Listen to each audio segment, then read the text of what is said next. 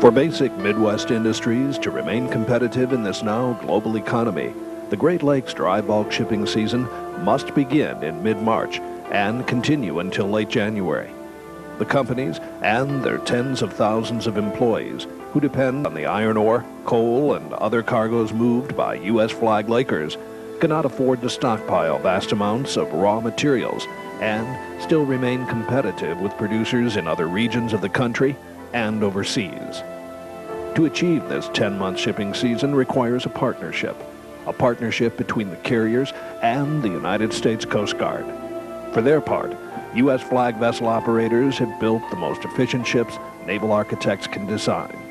The largest U.S. flag Lakers are more than 1,000 feet long and haul more than 60,000 tons of cargo each trip. For its part, the Coast Guard has assigned the cutter Mackinaw to the Great Lakes since its christening in 1944.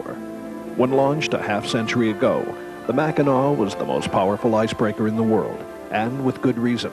It was her job to keep iron ore moving so World War II could be fought to a successful conclusion. While everyone agrees the Mackinaw is still structurally sound, her engineering plant is labor-intensive, requiring the cutter to maintain a crew of 75 with an annual budget of approximately $4.5 million. The opening of the Soo locks on March 25th is considered the official start of the shipping season. Once open, iron ore, coal, and grain trades from Lake Superior ports can resume. In an average year, shipments of these commodities from Lake Superior ports totals 75 to 80 million tons, roughly 50% of all cargo moved on the Great Lakes. The resumption of navigation in March often represents the greatest challenge to industry and the United States Coast Guard. The ice fields across the lakes have been undisturbed by navigation since late January, so the ice formations have reached their greatest thickness and strength. Even in a mild winter, the ice fields on Lake Superior will be 2 feet thick. Compounding the problem are what are known as windrows or pressure ridges. Windrows are areas where the wind is blowing giant slabs of ice atop each other. They typically are 6 to 8 feet thick, but often attain heights of 12 to 15 feet. No commercial vessel can pass through these windrows without assistance from the Mackinaw.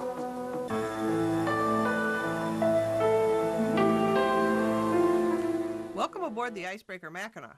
We hope that you have a great visit, so we wish to take a few moments to orient you to the safety issues you will encounter as you walk around this 1944 vessel. As you came up the gangplank, called the brow, you probably noticed that the walking conditions are quite unusual. In fact, the staircases are so steep that they're called ladders.